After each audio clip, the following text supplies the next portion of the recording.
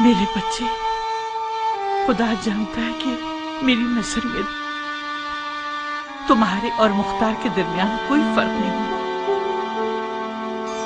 تمہارا غم تمہاری ماں دمہ کا غم اور تمہارے بھائی مختار کا غم ہے۔ میں تمہیں یہ کہنے نہیں آئی ہوں کہ غم نہ کھاؤ اور بےتابی نہ کرو۔ بیوی اور بچے کا داغ جان لیوا ہوتا ہے۔ ہم سب ہی موت کے راستے کے راہی ہیں۔ حضرت اسرائیل کسی کا لحاظ نہیں رکھتے۔ اپنی ماں کی مانو تو میں کہتی ہوں کہ اس غم کو اتنا خود پر طاری نہ کر لو کہ یہ تمہیں خانہ نشین کر کے تمہارے دشمن کی خوشی کا باعث بن جائے۔ کاش شیری بانو محل سے جانے میں جلدی سے کام نہ لیتی۔ میں نے اسے بہت روکا، مگر گویا محل کے تمام در و دیوار اسے بہت چبھنے لگے تھے، یا پھر شاید موت اس کے انتظار میں تھی اور اسے محل سے کھینچ کر لے آئی۔ انسان چاہے کچھ بھی کر لے اپنی موت سے نہیں بھاگ سکتا۔ میں آپ کے آنسوؤں کے ساتھ آنسو بہانے اور یوں اپنے آپ کو سکون دینے کے لیے آئی ہوں۔ شیرین اور حیدر کے داغ نے ہم سب کو سوگوار کر دیا ہے۔ میں جانتی ہوں کہ آپ کا درد بہت بڑا ہے۔ شیرین اس موتی کی سی تھی جو آپ کے پاس دیر سے آئی اور جلدی چلی گئی۔ یہ بھی عشق کے راہ اور رسم ہے کہ آپ تنہائی کو اپنا رفیق بنا بیٹھے ہیں۔ شیرین محل سے اس لیے گئی تاکہ جو اسے مطلوب تھا اسے پا سکے۔ ارے بھائی رانی ملکہ عالیہ، اپنا بوریا بستر باندھ دو۔ آج سے ہم عرب اشراف کی آنکھوں میں دھول جھونکنے کے لیے جو ایرانی نجات کی تحقیر کرتے ہیں کوفے کے محل میں رہیں گے۔ کیا مطلب؟ مطلب یہ کہ اب سے تمام امراء، وزراء اور قیام مختار کے تمام سرکردہ افراد اپنے گھر والوں سمیت قصر کوفہ میں رہیں گے۔ یہ امیر مختار کا حکم ہے۔ تمہیں بچپنے کی سوچی ہے کیان؟ تمہیں واقعی خوشی ہو رہی ہے؟ بہت خوشی ہو رہی ہے مجھے شیریں بانو۔ میں تو اتنا خوش ہوں کہ میرا دل چاہ رہا ہے کہ چیخ چیخ کے سناؤں تاکہ میری آواز تمام عرب کے جاہل قوم پرستوں کو پہنچے۔ سالوں سے عرب کی جہالت نے ہماری نجات کی تحقیر کی ہے۔ آج ہماری خوشی کا دن ہے۔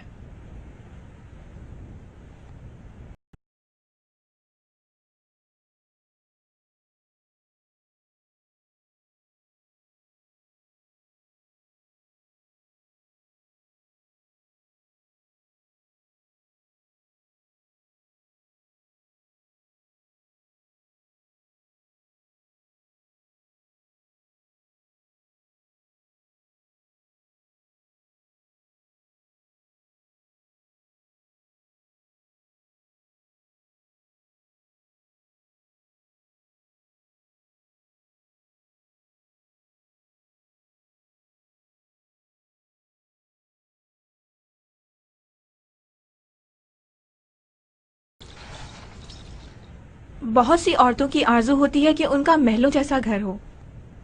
شاید تمہیں یقین نہ ہے کیان، میں اپنے اس پرسکون گھر کا محل سے تبادلہ کرنے پہ تیار نہیں ہوں۔ ہمارا محل سے کیا واسطہ؟ دیکھو شیریں، مصلحت قیام کا تقاضا ہے، ہمیں نہ چاہتے ہوئے بھی کچھ عرصہ محل میں رہنا ہوگا۔ کیسی مصلحت کیان؟ آپ لوگوں کا یہ دعویٰ ہے کہ آپ کا قیام مولا علی کی خوب رکھتا ہے۔ مولا علی محل میں ٹھہرے تھے کیا؟ تم کیسی باتیں کر رہی ہو شیریں؟ ہمیں ہمیشہ ہمیشہ کے لیے محل میں تھوڑی رہنا ہے۔ قیام کے دشمنوں نے اور اہل شر نے قیام کو برباد کرنے کی ٹھان لی ہے۔ ابراہیم اور اس کی فوج کے جانے سے کوفہ قیام کے سپاہیوں سے خالی ہو گیا ہے۔ میرے جاسوسوں نے اطلاع دی ہے کہ شمر اور شبس جیسے خبیثوں نے یہ منصوبہ بنایا ہے کہ قیام کے سرکردہ افراد کے گھروں پر حملہ کر کے ان کے گھر والوں کو لقمہ بنا لے اور قیام کو گھٹنے ٹیکنے پر مجبور کر دیں۔ میں نے تم سے عشق کا بندھن جوڑا ہے کیان۔ اگر تم میری جان بھی مانگ لو گے تو دریغ نہیں کروں گی۔ کاش مختار دشمن کی چال بازیوں سے نمٹنے کے لیے کوئی بہتر حل ڈھونڈتا۔ میں جہنم جانے کے لیے راضی ہوں مگر قصر نہیں۔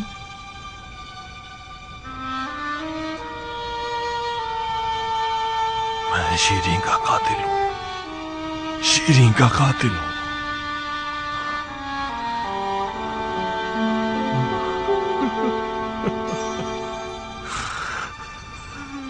قاتل ہوں شیرین.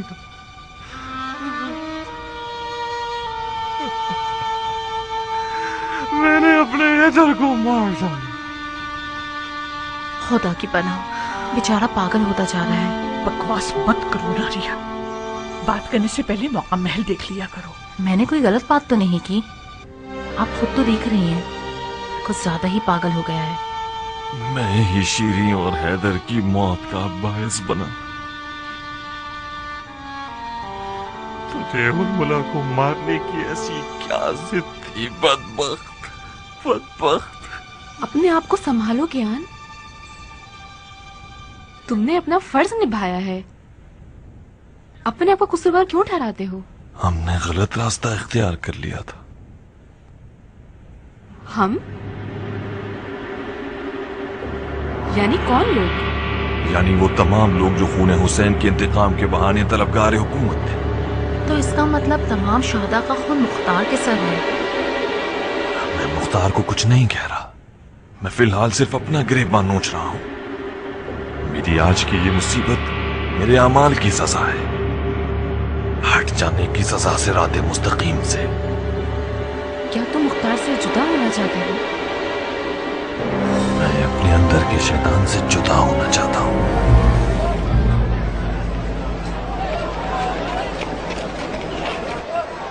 کیان کے استعفے دینے کی خبر مختار کی کمر توڑ دے گی.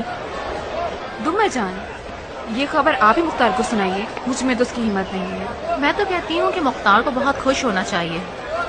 اس نے ایرانیوں سے دوستی کا خمیازہ کچھ کم نہیں بھگتا. اس کے علاوہ اور بھی بہت سی باتیں ہیں. اگر کیان چلا جائے تو عرب کے بڑے بزرگ مختار سے دوستی کر لیں گے. آخر تم کب ایرانیوں کی دشمنی سے دستبردار ہوگی ناریا؟ کیان اور مختار بہت پرانے دوست اور ساتھی ہیں. جوانی سے ایک ساتھ رہے، ایک دوسرے کے فراق کو نہیں سہ سکتے. آپ نے سن تو لیا دمہ جان، وہ مختار کو قصوروار ٹھہرا رہا تھا. اگر اسے شرم مائل نہ ہوتی تو اپنی بیوی اور بچوں کا خون بھی مختار کے ساتھ تھوپ دیتا. استغفار کرو ناریا. کیان سوگوار ہے، بیمار ہے اور بخار میں پڑا ہے. اگر کوئی غلط بات کہہ بھی دے تو اس کا کوئی قصور نہیں ہے. بہت حسن زن سے کام لیتی ہو. کیا ہوا دمہ جان؟ کیان کس حال میں ہے؟ کیان کو بہت بھیانک چوٹ پہنچی ہے بیٹا. اسے یہ توقع نہ رکھو کہ اتنی جلدی کمر سیدھی کر لے گا. کیان بچہ نہیں ہے اماں. اس نے ساری زندگی جہاد کیا ہے، زمانے کا ہر اچھا برا سہ چکا ہے.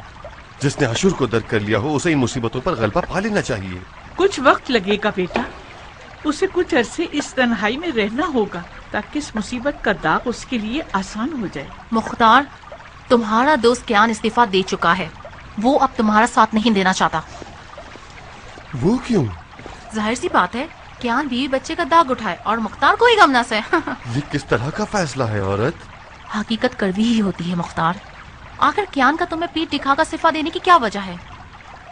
مختار نے اس کی بیوی اور بچوں کو مارا ہے یا ہرملا نے؟ اگر اس کی داڑھی میں کوئی چوروں والا ٹنکا نہ ہوتا تو وہ ہرملا کے خون کا مزید پیاسا ہو جاتا، نہ کہ پیچھے ہٹ جاتا. بکواس بند کر عورت. تمہاری زبان کے بچھو نے ہمیشہ بیچارے کیان کو ڈنک مارا ہے. آخر تم کب تک اس اندھی اور جاہلانہ دشمنی کو آگے بڑھانا چاہتی ہو؟ اگر میں یہ کہوں کہ کیان کا آج پیچھے ہٹنا تمہارے سالوں سے کینہ توزی کی وجہ سے تو غلط نہ ہوگا. آخر کیان کو مختار کے رکاب میں کیوں رہنا چاہیے جبکہ اسے مسلسل مختار کے گھر والوں سے تحقیر اور توہین کا سامنا کرنا پڑتا ہے؟ مختار، میں پولیس سے رات پہ تمہیں چھوڑوں گی نہیں. سن رہی ہو امرا؟ جب سے بادشاہت ملی ہے اس کی آواز اونچی ہو گئی ہے. مجھے شک ہے تمہارے دل میں بال بچوں اور اپنوں کی ذرا سی بھی محبت ہونے میں. تمہارا باپ اور بھائی ایرانیوں کے ہاتھیوں کے پاؤں تلے دب کے مر گئے اور تم نے نہ جانے کیسے اپنا دل ایرانیوں کو نکال کر دے دیا ہے. تم نے ویسے بھی ایرانیوں کے لیے بہت کچھ کیا ہے. ذرا اپنا تخت و تاج بھی کیان کو نکال کے دے دو تاکہ تمہیں نظر آئے کہ وہ کیسے خوشی کے مارے اپنے بال بچوں کا غم بھول جائے گا.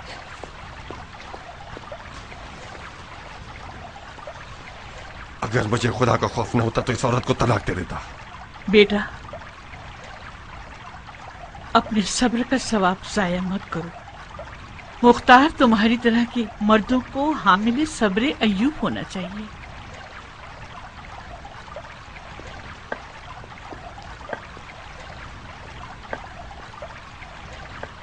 تم کچھ بتاؤ عمرہ. उम्मीद निजात कियान है कोई? मुख्तार, कियान तुम्हारी रकाबत में मगलूब हो गया है। रकाबत वो भी मुझसे? हाँ, रकाबत वो भी तुमसे। उसने खतरनाक तरीन और मुश्किल तरीन कामों को अपने जिम्मे लेकर अपने आप को क़याम का सबसे ज्यादा ताकतवर शख्स कहलवाना चाहा था। जब वो हुरमुला से लड़ने में शिकस्त खाता है और अपनी बीवी और बच्चे को भी गंवा देता है तो अपने आप को खो बैठता है। उसने तुम पर, तुम लोगों के क़याम के अहदाफ पर शक किया है।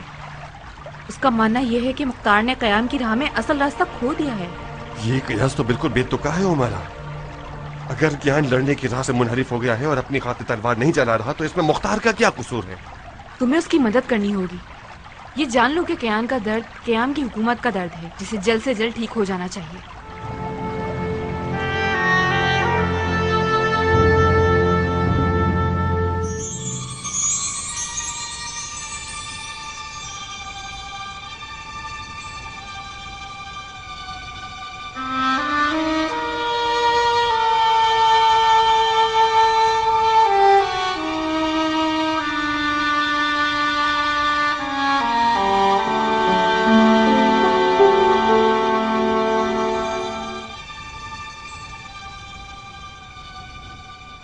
आपने जहमत फरमाई अमीर। मैं मुख्तार हूं कियान,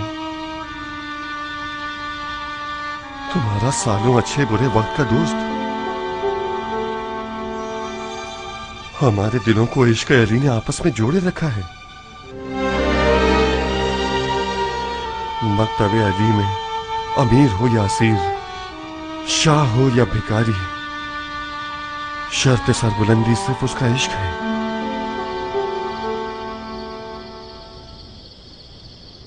तुम्हारी बहुत याद आ रही थी तो चला आया। खुशामदीद मुख्तार।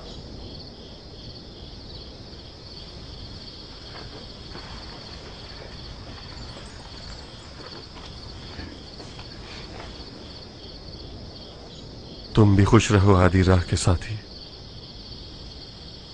मुख्तार और कियान हो या ना हो, अली का रास्ता और मजहब जिंदा रहेगा। आखिर कब तक सियापोश होकर ताजियत में रहना और हमसे दूर रहना चाहते हो? मुझे नहीं मालूम मुख्तार। मैं न तो शीरीं के लिए अच्छा शौहर बन सका और न हैदर के लिए अच्छा बाप। मेरी सारी जिंदगी सिर्फ सफर और खतरों से भरी हुई थी। काश एक बार शीरीं अपना शिकवा बयान तो करती। वो मेरी जबरदस्तियों पर राजी रहती थी और कुछ भी न कहती थी। मैं इस बात पे कुड़ना हूं कि शीरीं और हैदर को बेबसी में मारा गया, यहां तक कि किसी ने उनकी चीख भी नहीं सुनी।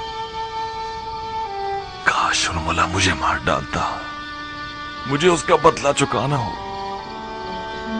मेरी बीवी और बच्चे का कत्ल मेरे सर है, जो कि इंतकाम की प्यास में उछल रहा था।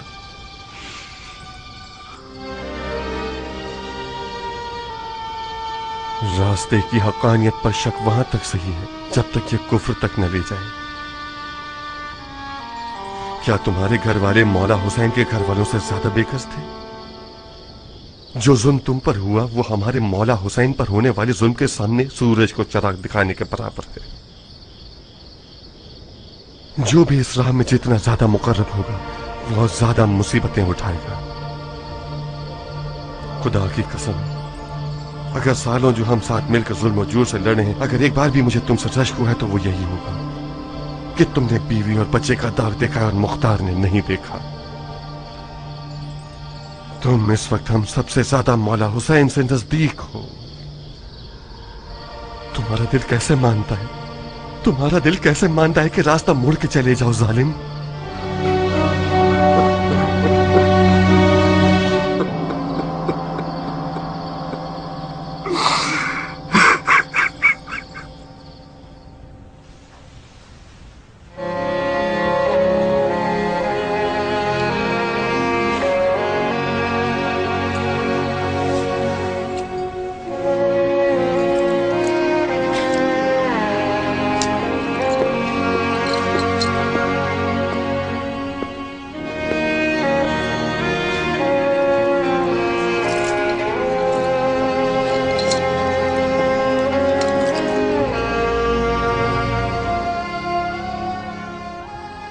तुम रो रही हो उमरा?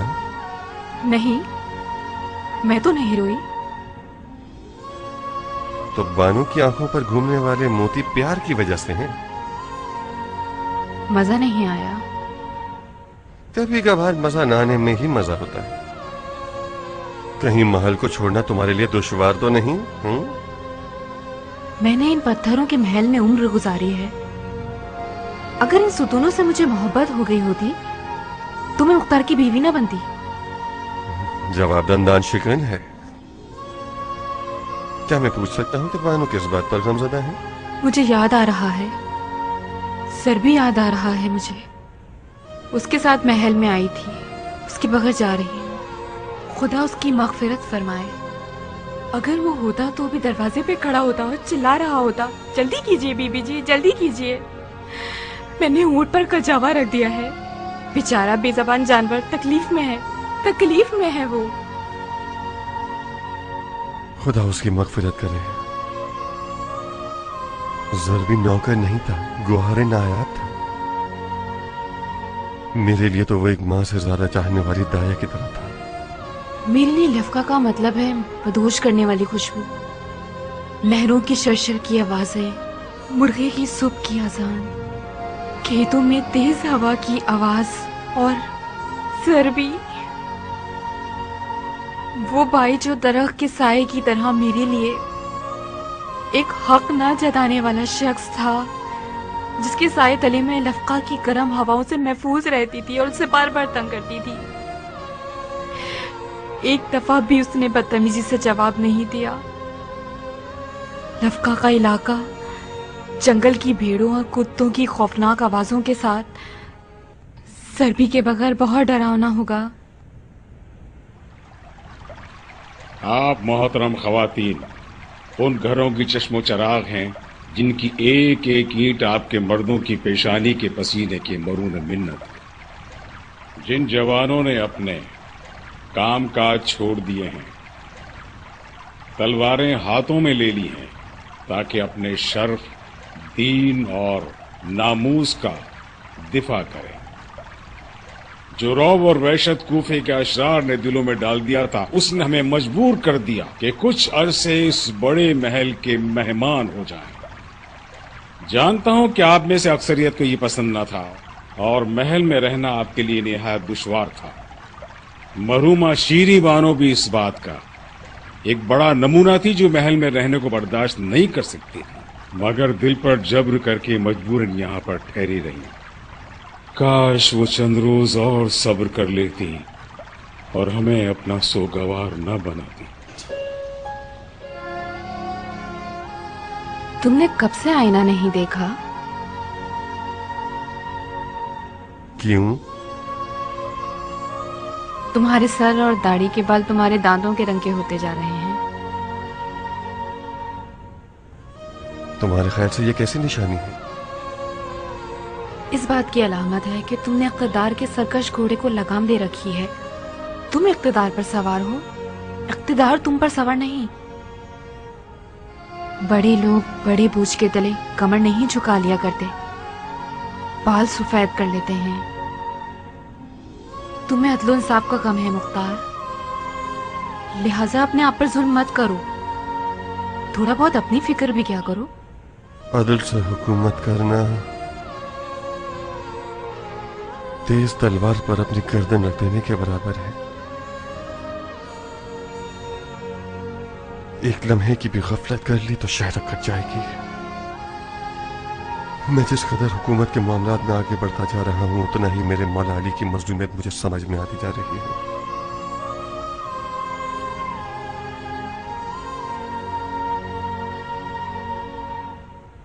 मौला अली की तकलीफों का इदराक जानलेवा है उमरा।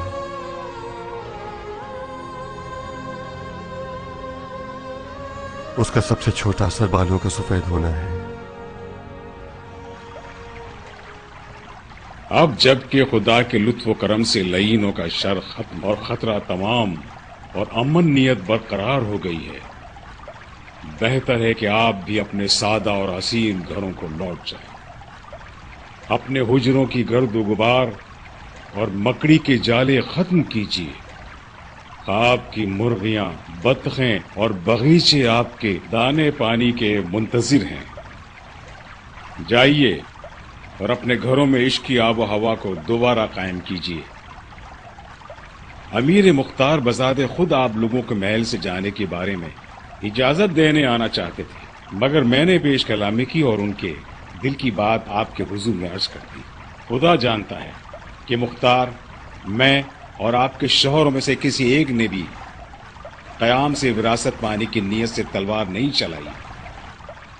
اگر مجبوری نہ ہو تو محل میں رہنا ہمارے لیے غیر پسندیدہ بات ہے اور قیام کی خواہان عدل حکومت کو بدنام بھی کرتا ہے۔ فی امان اللہ۔ مرحبا عبد الرحمن، ہم شکر گزار ہیں کہ تم نے ہمارے بدلے زحمت کی اور ہمارے بوجھ کو ہلکا کر دیا۔ جو جھوٹے افراد ہمیں کذاب، ہمارے قیام کو بے معنی اور ہماری حکومت کو غاصب ٹھہراتے ہیں، ان کا سارا خوف ہمارے عدل و انصاف سے ہے۔ عدل کے طرفداروں کا ایک نظریہ یہ بھی ہے کہ صاحبان منصب حکومت عام لوگوں کی طرح زندگی بسر کریں۔ ہائے، گویا کوئی خواب دیکھ رہے تھے۔ اب ہمیں دوبارہ اپنے اسے کیڑے مکوڑوں سے بھرے گھروں کی طرف لوٹ کر جانا پڑے گا۔ بے فکر رہو بہن، کوفے میں جدھر دیکھو شیم الخولیہ اور حرملہ جیسے لوگوں سے بھرا پڑا ہے۔ میرے خیال سے پھر ہم اس جنت کے مہمان بن جائیں گے۔ خدا کرے تمہاری بات پوری ہو بہن۔ تم چپ کیوں ہو عمرہ؟ تمہیں تو اس خبر سے خوش ہونا چاہیے۔ ام ثابت کی زبان کی ڈنگ سے تمہاری جان چھوٹ گئی۔ مختار کے لیے فکر مند ہو راحلہ، وہ زمین سے اکھڑتا جا رہا ہے۔ تم پریشان مت ہو، میرے اور تمہارے لیے ہمارے مردوں کی یاد ہی شوہر کہلاتی ہیں۔ میرا دل تو بے قرار ہے اس آشیانے کے لیے جو ابراہیم کی خوشبو سے بھرا ہوا ہے۔ مجھ سے ملنے آؤ گی نا عمرہ؟ زندگی رہی تو آؤں گی انشاءاللہ۔ سکون مل گیا۔ خدا تمہارے باپ کی مغفرت کرے مختار۔ کتنا اچھا کام کیا اس نے ہمیں اس قید خانے سے چھڑا کے۔ میں تو مر گئی تھی بچوں کی ٹیاں ٹیاں سن سن کر۔ اتنی ساری غریب اور بے ڈھنگی عورتوں کے ریوڑ کے ساتھ مل کر رہنے کی کون حسرت کرتا ہے؟ کوئی بھی جگہ انسان کے اپنے گھر کے جیسی نہیں ہوتی۔ ابو مفلس، خلیفہ زبیری کو لکھو کہ ہم آپ کے احکامات کے تابع دار ہیں۔ ہم نے سنا ہے کہ بنی امیہ نے حجاز کی طرف حملے کی ٹھان لی ہے۔ حرم بیت اللہ کا دفاع ہر مسلمان پر فرض ہے۔ لکھو کہ اگر ہماری مدد کی ضرورت محسوس کریں تو مضائقہ نہ کریں۔ خدا کا لشکر جہاد کے لیے تیار ہے۔ جی امیر۔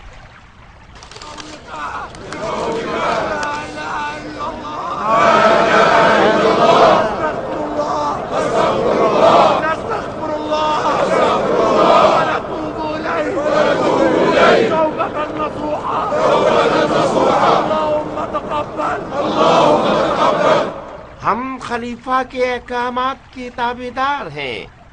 بنی امیہ نے حجاز کی جانب لشکر کشی کی ہے۔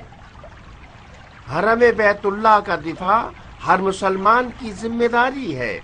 اگر آپ کو ہماری مدد کی ضرورت ہے تو مضائقہ نہ فرمائیے گا۔ خدا کا لشکر جہاد کے لیے تیار ہے۔ والسلام، مختار ابن ابو عبید ثقفی۔ معلوم ہمیں بے وقوف بنانا چاہتا ہے۔ یہ لمبا چوڑا جھوٹ آپ سب نے بغور سن لیا۔ ہمارے حاکم سے لڑا ہے، اسے کوفے سے نکال چکا ہے، سارے مزے لوٹ چکا ہے، اور پھر خط میں ہماری اطاعت کی باتیں کرتا ہے۔ شیطان کہیں کا ایسے خط و کتابت کر رہا ہے کہ جیسے ہم کہنا نہیں چاہیے گدھے ہیں۔ عراق عرب باڑ میں جائے، مگر اس توہین کا کیا کریں؟ میرے خیال سے मुख्तार के इस साजिशी मीठी लहजे के पीछे कोई बड़ी चाल है। जाफर, शक न करो। मुख्तार इस खतो किताबत और दिलसोज माँ के लहजे के जरिए हमारे गुस्से से बचना चाहता, ताकि पुरसुकून होकर फतेह मूसिल पर तवज्जो दे सके। यकीन करो जाफर, इब्ने मरजाना पर गलबा पाने के बाद हमारे खिलाफ तलवार उठाएगा। शाबाश। माफी चाहता हूँ भाई, आप मुख्तार की मक्कारी से वाकिफ हैं, तो हमले का हुक्म क्यों नहीं देते? फिलहाल ये मसलहत के खिलाफ है कि हम उससे पंजा आजमाई करें जाफर, खास तौर पर जबकि वो बनी उमैया के खिलाफ खड़ा हुआ है। इब्ने जियाद का शर दफा करना तमाम मुसलमानों के मफाद में है। अभी दरायत और सियासत के साथ इस बागी जानवर को महार किया जा सकता है।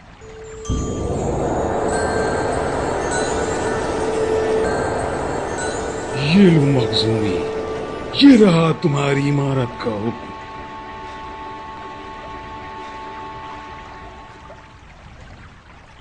और ये रहे 30,000 सोने के सिक्के। ये कोई छोटी रकम नहीं है। इस रकम से कम आधे खाने काबा को सुनहरा किया जा सकता है, जो मेरी बहुत पुरानी आरज़ू थी। मगर अफसोस कि कूफे पर तसल्लुत पाना खाने काबा को रौनक बख्शने से ज्यादा वाजिब है। मुख्तार के मुताबिक जैसा कि उसने लिखा है हमारा ताबेदार है, उसे कूफा तुम्हारे हवाले कर देना चाहिए। अगर हवाले ना करे तो फिर उस सोने के ढेर से एक लश्कर बनाओ और उसके शर को दबा कर दो।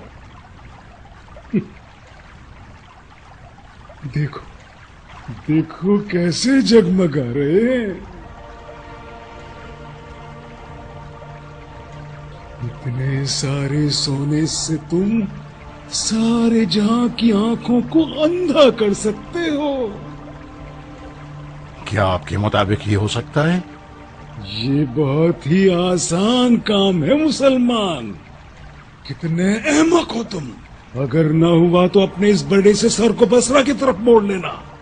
जाफर,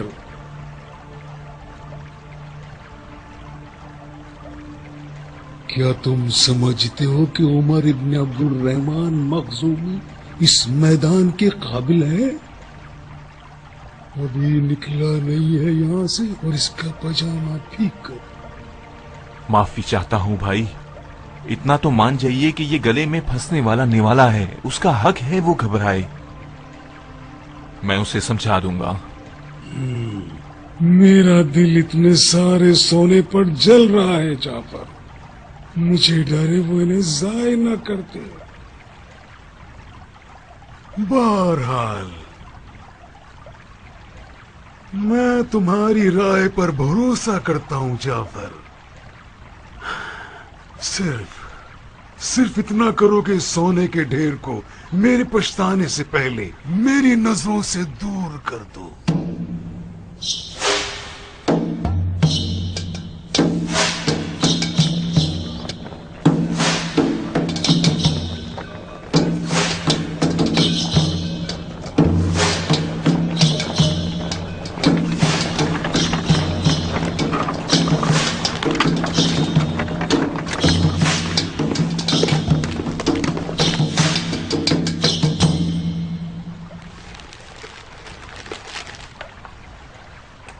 ये रही नए गवर्नर की कीमत।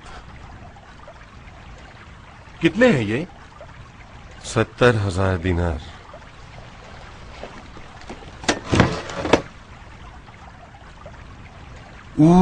वाह,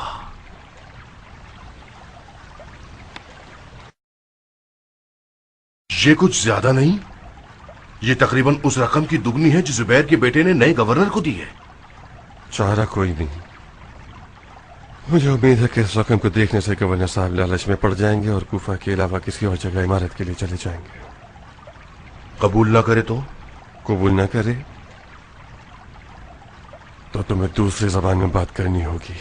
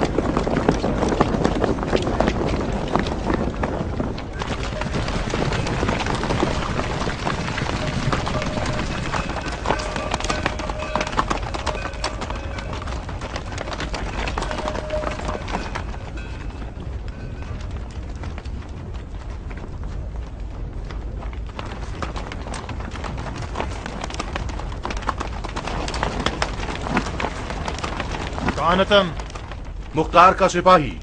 तो तुम्हारा कत्ल वाजिब है। क्यों? क्योंकि तुम मुख्तार के आदमी हो। मुख्तार का आदमी होना जुर्म है क्या? मुख्तार और उसकी पूरी हुकूमत अजमों की हिमायत की वजह से मुजरिम है। ऊँटों पर क्या लदा हुआ है? तिला। तिला? हाँ, 70,000 दीनार हैं। यकीनन उन अजमों के हुकूक होंगे जो मुख्तार और उसकी हुकूमत के नाम पर उछलते हैं। जी नहीं, कीमत है नए गवर्नर कूफा की। मुझे ऐसा महसूस हो रहा है कि जरूर कोई गड़बड़ है। आप कहें तो इन डाकुओं को मार भगाएं। इससे क्या होगा? एक तेवर दिखाएंगे तो कूफे वाले आपको बासानी कबूल कर लेंगे। चंद डाकुओं को भगा देने से तो कूफे वाले हमारे कुदरत के रोब में नहीं आ जाएंगे। खास तौर पर कूफे वाले जिनकी तलवारें उनके दिमाग से ज्यादा चलती हैं। इस बड़े खजाने की बरकत से इसकी जान बख्श देते हैं और घोड़े और ऊंटों को ले जाएंगे। तुम्हें बहुत खुजली है। इस खजाने से नाजुक बदन कनीजे खरीदेंगे ताकि वो हमें खुजाएं। तो तुम्हारा सर तुम्हारे बदन पर बेचैन हो रहा है। अच्छा मजाक कर लेते हो तुम चिलगोजे। शायद मुझे अपनी मिर्चों वाली तेजी तुम लोगों को दिखानी पड़ेगी। अगर इन ऊँटों को तुम लोगों ने हाथ भी लगाया तो अपने कत्ल के खुद जिम्मेदार होगे। इसे चबाओ, हम भी देखते हैं कितना तेज है।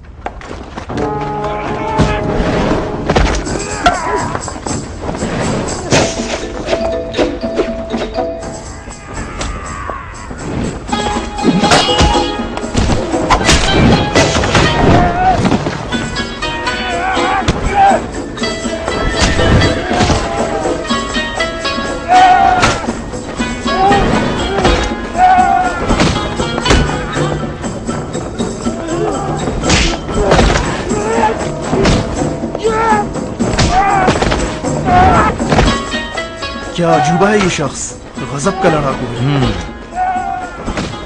ये गजब का मौका हमारी नजरों के सामने कोई हिकमत जरूर रखता है। कैसे हिकमत अमीर? मुझे नहीं लगता कि मुख्तार को फिको मारे हवाले करना चाहता है।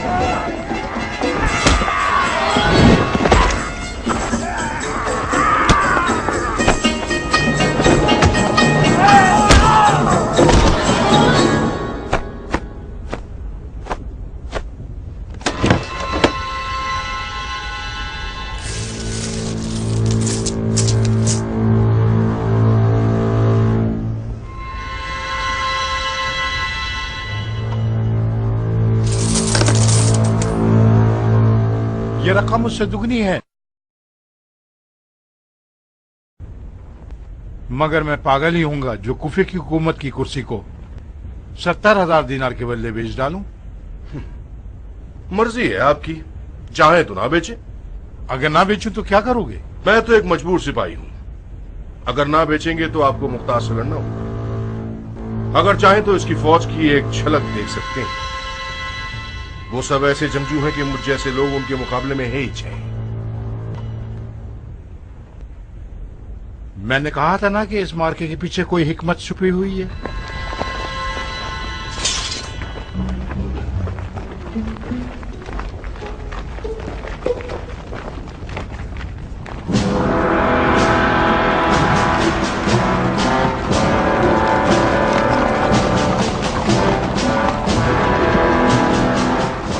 ज़ाहिरन मुख्तार से सौदा करने के अलावा और कोई चारा नहीं।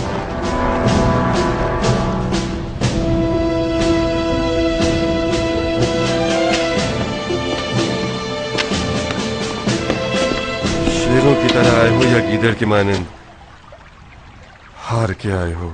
तो क्या मैं गीदड़ों की तरह नाकाम हो जाता? जाहिर है कि मैं कामयाब हो गया हूं। मद्दे मुकाबिल पहले तो नहीं मान रहा था। मंसूबे के मुताबिक जब लश्कर के परचम उसे दिखाए तो उसके चेहरे का रंग उड़ गया। ये हमारी तरकश का आखिरी तीर था। जुबैर के बेटे को अगर हमारी चाल का पता चल जाए तो हमारे मक्के से मरासिम खराब हो जाएंगे। बिलाखिर उसे खबर तो जरूर पहुंचेगी। मुझे उम्मीद है कि इब्न जुबैर को खबर मिलने से पहले इब्राहिम इब्न ज़ियाद का काम तमाम कर चुका होगा। मेरे ख्याल से अगर तुम इन 70,000 दीनार को इब्राहिम के लश्कर पर खर्च कर देते तो जल्दी मकसद तक पहुंच जाते। इब्राहिम को दीनार नहीं चाहिए ज़ायदा, उसे वक्त चाहिए।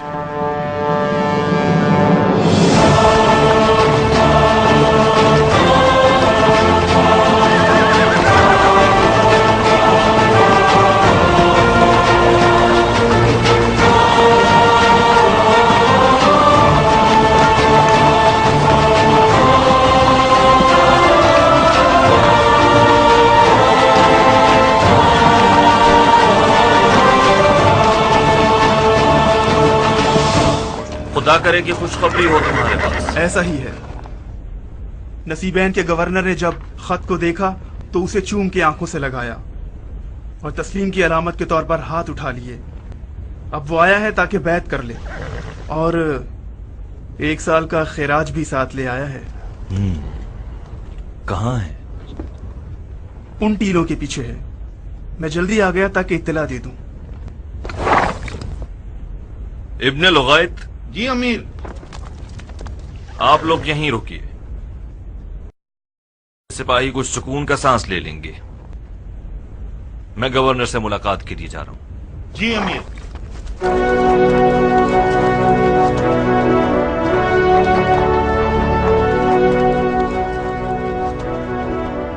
बहुत खुश नजर आ रहे हो भाई।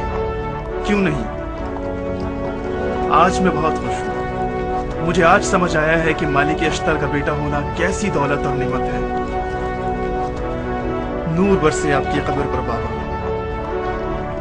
उसने जब हमारे मरहूम बाबा का नाम सुना तो अनकरीब मेरे पांव चूमने के लिए झुकने वाला था। मालिक की मीरास उसकी इज्जत व आबरू है। मालिक की इज्जत व आबरू मोहब्बत अली है। दुआ करो कि हम अच्छे बेटे साबित हों और उनकी लाज रख सकें। अस्सलामु अलैकुम व रहमतुल्लाह व बरकातुहू। वालेकुम अस्सलाम, अहलन व सहलन। आफरीन है इस तवाज़ो और इनकिसारी पर। आपकी मेजबानी हमारे लिए फख्र और सरबुलंदी का बाइस है। हसब व नसब की गुफ्तगू करना तौहीन है। आपके मरहूम वालिद दुनिया जहां की इंसानियत के लिए बाइस फख्र थे। अगर सूरज भी मालिक अश्तर का नाम सुनकर सर खम ना करे तो उसने जसारत की है। हम तो फिर खाक के जर्रे हैं। ये एक नाचीज सा तोहफा है नसीबैन के लोगों की जानिब से। ये सालाना खिराज है जो आज से पहले शाम के गासिब हुकूमत को पेश करना पड़ता था। उम्मीद करते हैं कि आप कबूल कर लें और हमें शर्मिंदा न फरमाएं। मैं मशकूर हूं जनाब गवर्नर।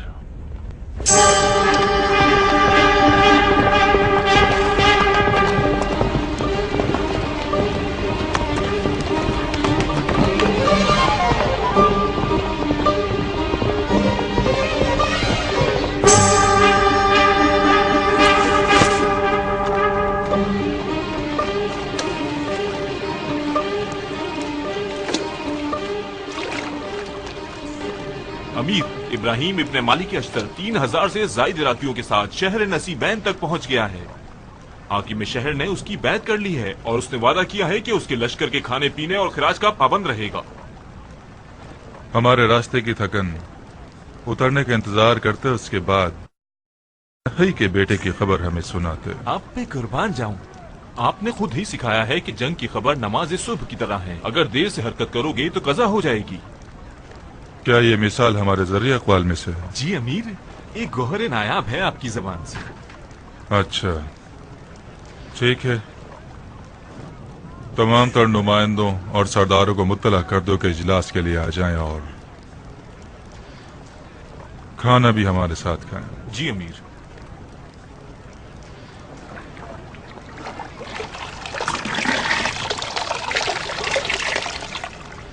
پھر کہاں گم ہو گئے؟ پھر اونٹ کے خواب کے بارے میں سوچنے مت لگ جانا، میرا دماغ خراب ہو جاتا ہے اس سے۔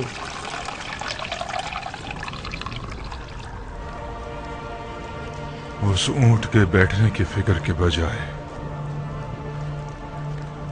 اشتر کے کھڑے ہو جانے کی فکر میں پڑ گیا ہوں۔ مختار مالک اشتر کے بیٹے کے بغیر بھی ایک خطرناک مد مقابل ہے۔ جس دن اس مردار یزید کے حکم پر میں نے مختار کو آزاد کیا تھا، میں سمجھ گیا تھا کہ کسی ایسے دن مجھے اس کا خمیازہ بھگتنا پڑے گا۔ اشتر کا نام ہی اور بہادر سپاہی کو ڈرانے اور جنگ سے پہلے ہی اور دینے کے لیے کافی ہے۔ اشتر کا بیٹا اپنے باپ مالک اشتر کی نسبت سے ایک بڑا نام ہے، مگر زیاد کا بیٹا بھی کچھ چھوٹی موٹی چیز نہیں ہے۔ میں نے تو وہ دن دیکھے ہیں کہ عمر آس کو ابن زیاد کے پاس سیاست سیکھنی چاہیے تھی۔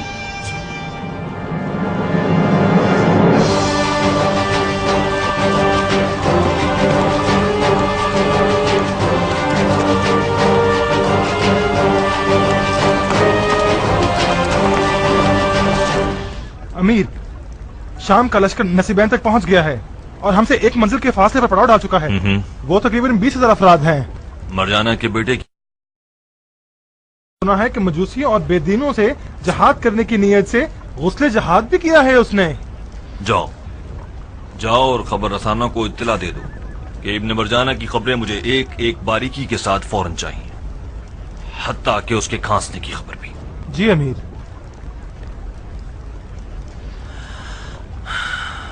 سنا تم نے ابن لغیت؟ اس ملعون مستعبات کو شامیوں کو دھوکہ دینے کا ذریعہ بنا رکھا۔ آخر یہ ابو سفیان کے طرفداروں کی ذاتی خصلت ہے۔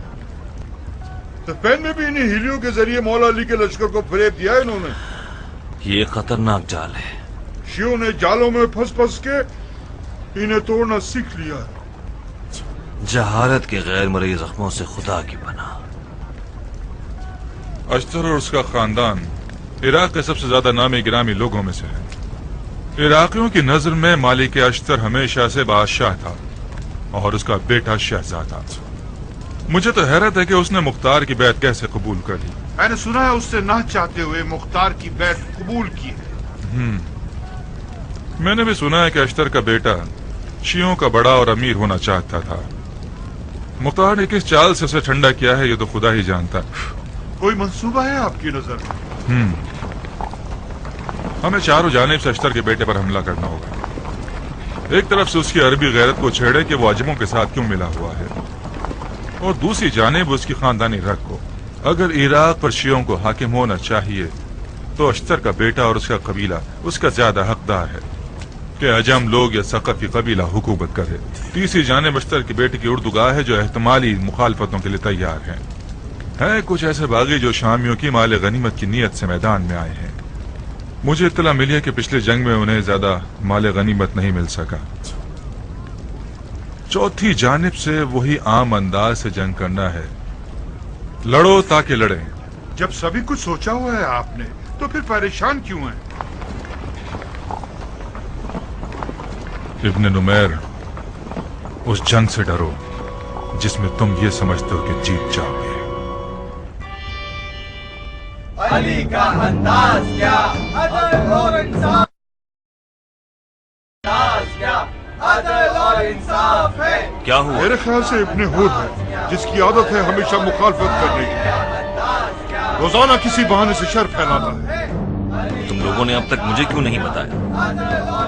मैं शर्मिंदा हूँ अमीर, हम आपको परेशान नहीं करना चाहते थे। हमें लगता था कि उसकी अक्ल ठिकाने लग जाएगी। हमारे लश्कर की तादाद की कोई अहमियत नहीं इब्न लुगै, नीयत लश्कर कामयाबी की शर्त है। इब्न मरजाना ने जितना हमारे दरमियान फूट डालने की कोशिश की है, उतनी अपनी लश्कर के शमशीर जनों की तरबियत पे भी नहीं की होगी। एक कीड़ा पूरी की पूरी फसल को खराब कर सकता है। इब्न हुर जैसे लोग उसी कीड़े की मानंद हैं। अली का अंदाज क्या, अदल और इंसाफ है, अदल और इंसाफ है। अली का अंदाज क्या। ये क्या तमाशा है इब्न हुर? कौन सा तमाशा शहजादे? हम अपने मौला के तरीके का नारा लगा रहे हैं। मौला अली का तरीका उनके चाक दिल मुरीदों पर पोशीदा नहीं है। अली ने अदल की खातिर जान दे दी। तुम मौला अली की पैरवी करने वालों को किस जुल्म की खबर देने आए हो? कौन सा जुल्म? मैं गिनता हूं, तुम लिखते जाओ। बेहतरीन आला नस्ल के घोड़ों, नर्म और गर्म खीमों और मोटे ताजे निवालों, जिरहों और बाकी सामान की तो बात ही नहीं करता। तकरीयत के खिराज में से आपने सिर्फ 5000 दिरहम मुझे और मेरे खानदान को दिए और बकाया मुख्तार को भेज दिए। मैंने उफ नहीं कहा। नसीबैन के खिराज में से फिर हमें एक हकीर सी रकम मिली। क्या ये है अली का इंसाफ? खौफ व खतर हम अपनी जान पर लें और उसके गनाइम मुख्तार और उसके अजीजों को मिलें। जंग के गनाइम मुसलमानों के बैतुलमाल से मुताल्लिक होते हैं, जिनसे अच्छी खासी मखलूक के मामलात को चलाना होता है। मत मेरे और तुम्हारे दरमियान और फौज के दरमियान बच जाए। मुझे ऐसी बेमानी तोजीहात नहीं सुननी। कौम कोई सड़कों पर भूखी नहीं पड़ी हुई कि जिनकी रोटी पानी उनके फौजियों के गनाइम पर चल रही हो। इब्न हुर, इस लश्कर ने अपनी जान को चंद दिरहम दीनार के बदले नहीं बेचा कि बकौल तुम्हारे चंद सिक्कों की खातिर बातें बनाकर तफर्रुक़े में पड़ जाए और माले गनीमत की लालच करें। तुमने माले गनीमत की लालच में तलवार उठाई है तो जा सकते हो, रास्ता खुला है तुम्हारे लिए।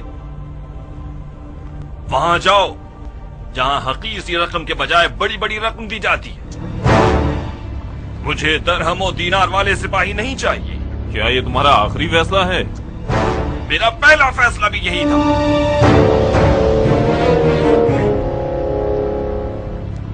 बहुत खूब।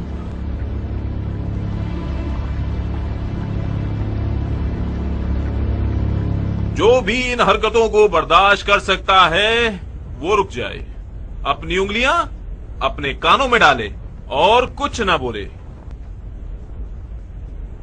इब्ने अश्तर,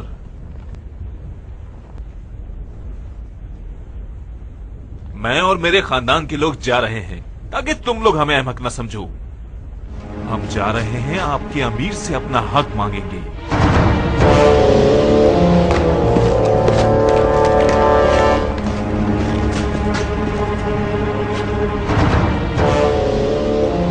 क्या ये बेहतर ना हुआ कि अमीर मुख्तार कोई खत लिख दे और जो कुछ हुआ उसकी खबर दे दे? कहीं इब्ने हुर की लगाई बुझाई अमीर को हमसे नाराज न कर दे। मुख्तार इससे कहीं ज्यादा होशियार है कि इब्ने हुर जैसों की चालों के जाल में आ जाए। मगर फिर भी खत लिख देना अदब और ताबेदारी का तकाजा है।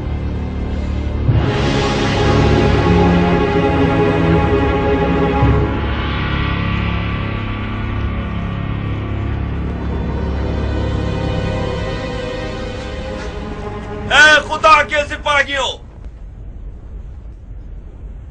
मैं इब्ने हुर के इस तमाशे से समझ गया कि आपका दुश्मन शदीद खौफजदा है और वो हमारे दरमियान तफर्रुका डालकर अपने खौफ व हिरास का इलाज कर सके। अगर मेरी मानते हैं तो सुन लीजिए कि जो आवाज भी दूयत की बदबू से भरी हुई हो वो दुश्मन की चाल है। آج مال غنیمت کے بہانے، کل عرب اور عجم کے بہانے۔ میں نصیحت کرتا ہوں کہ راتوں کو اپنی بیٹھکوں میں جنگ صفین کے تلخ اور غمگین حالات کو یاد کیجیے۔ ہم نے اپنے گھروں کے سکون اس لیے نہیں چھوڑے کہ مال غنیمت حاصل کرنے کی سوچیں، ہم اس مرہم کی تلاش میں آئے ہیں جو ہمارے دل کے زخموں کی دوا بن جائے۔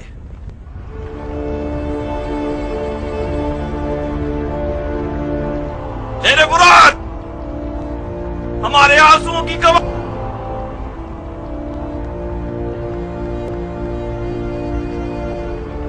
ہم اپنے شہید امام کے خون کا بدلہ لینے کے لیے اٹھے۔